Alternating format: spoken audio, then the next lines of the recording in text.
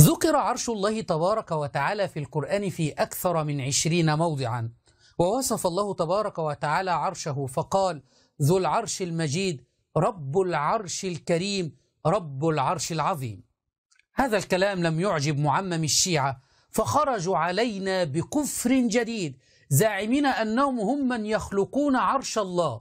المعممين في الحسينية يقولون أن هذه المجالس الحسينية تصنع عرشا لله. نعوذ بالله من هذا الكفر. الحسين يصنع هذه القلوب، هاي مجالسكم تصنع هذه القلوب. المجالس الحسينية تصنع عرشا لله عز وجل. المجالس الحسينية تصنع عرشا لله عز وجل.